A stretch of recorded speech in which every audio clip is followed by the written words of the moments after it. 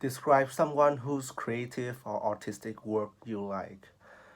Talking about creativities, this reminds me of possibly one of the greatest artists in surrealism art movement, which is Rene Magritte.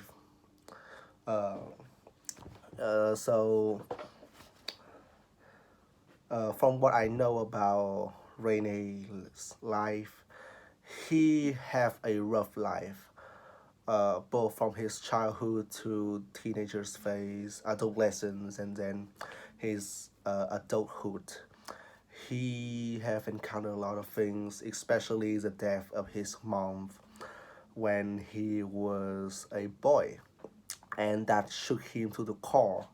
And it reflects on how he expressed himself through his paintings, which is what makes it so creative.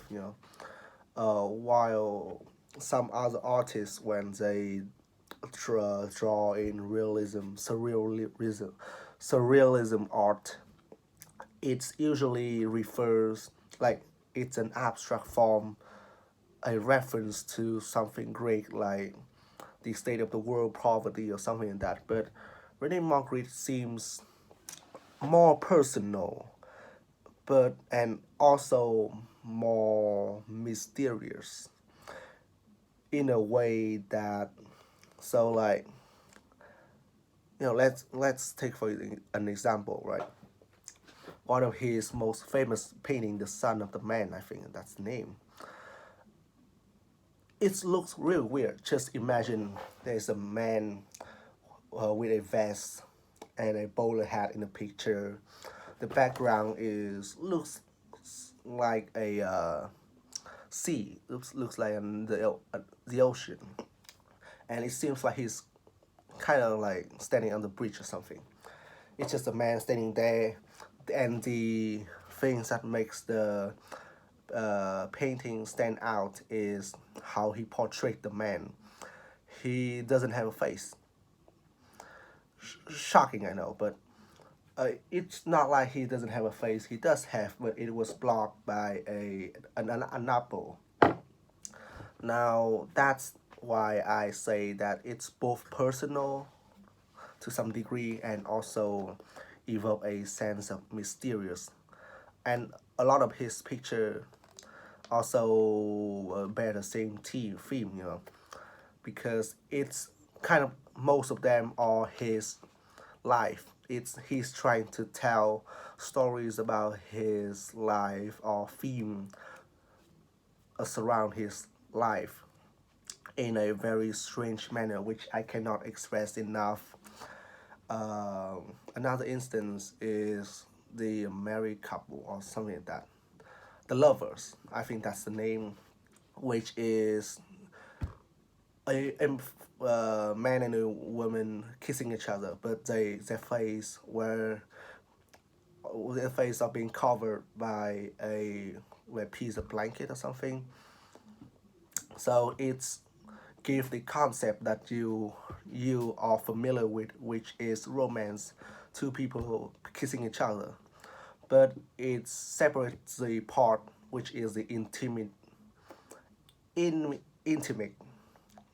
part. You don't see them kiss because they are being covered by a blanket, and it's sort of contrasts the uh, it contrasts what you are expecting when you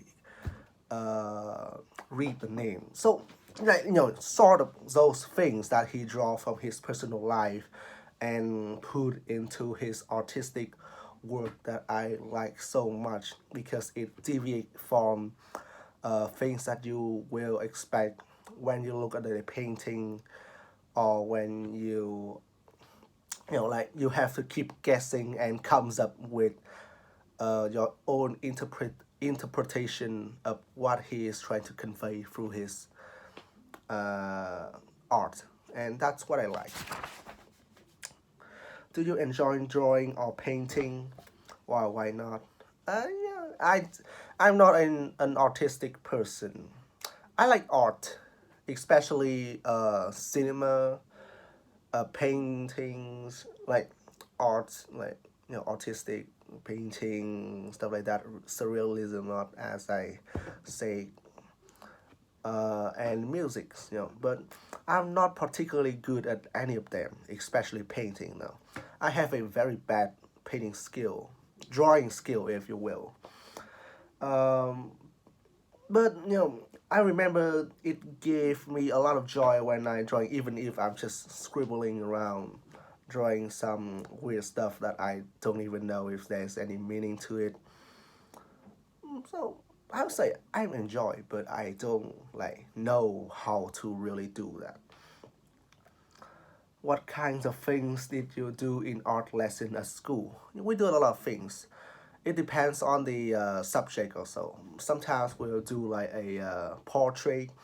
Sometimes like some more art and craft, that kind of modern art, abstract art that you sticking stuff together like a snipper, a something that you put, like you stick it into the paper and say something like veganism or something, stuff like that. It's really weird, but we get a lot. We'll have a chance to basically try different art genre. Do you have any art in your home? I do, just not in my house, I think. Oh, wait, yeah, in fact, there are.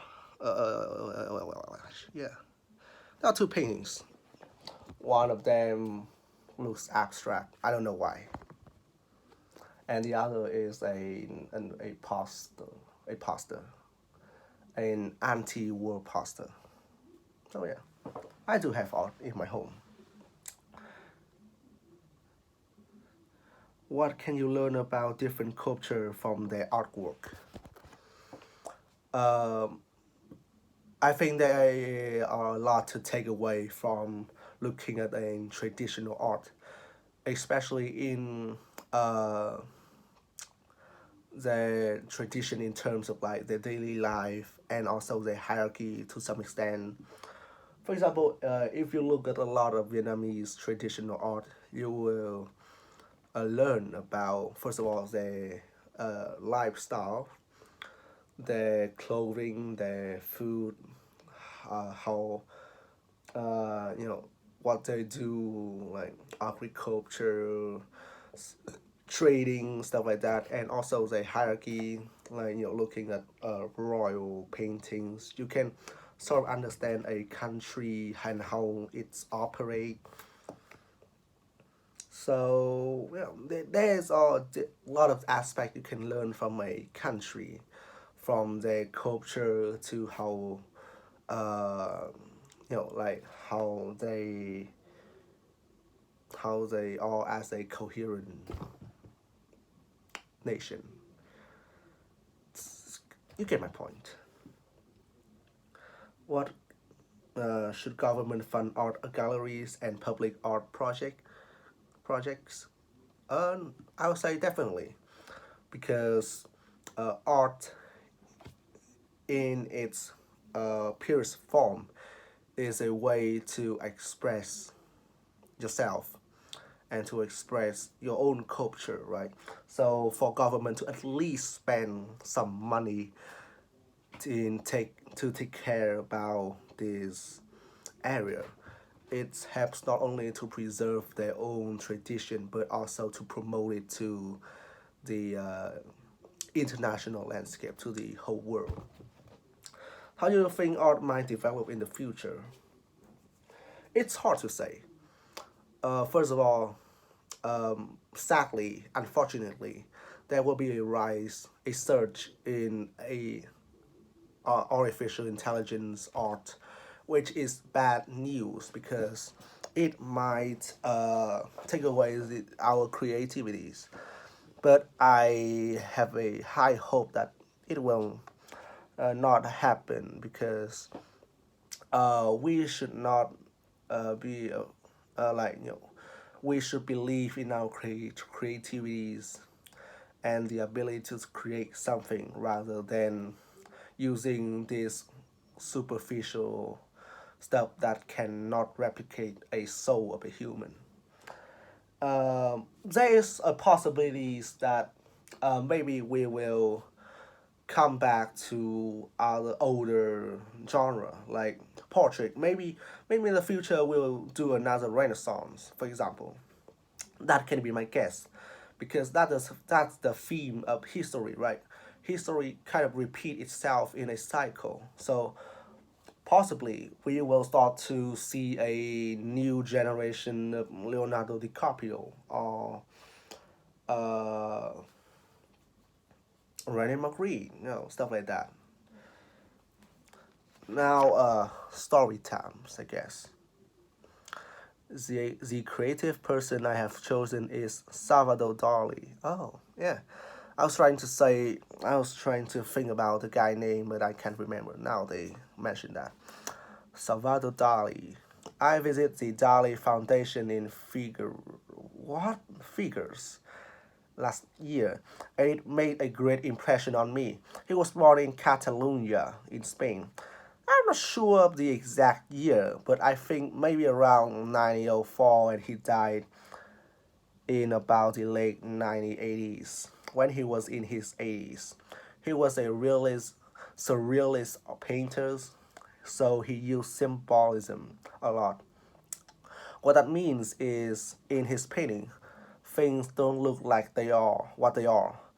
One of his most famous painting is called The Persistence of Memory, and it shows watches and clocks that are very soft, which are supposed to show that time is not as most people understand it.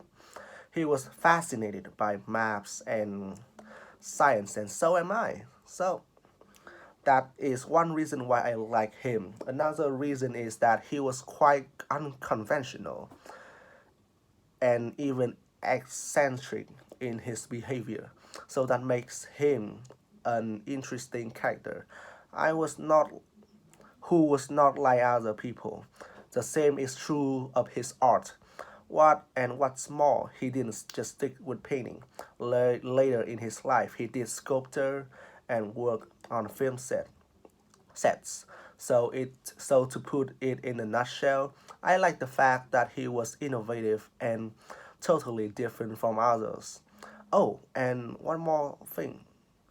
The colors in his work are amazing. They are good to hang on your walls, not the originals, of course.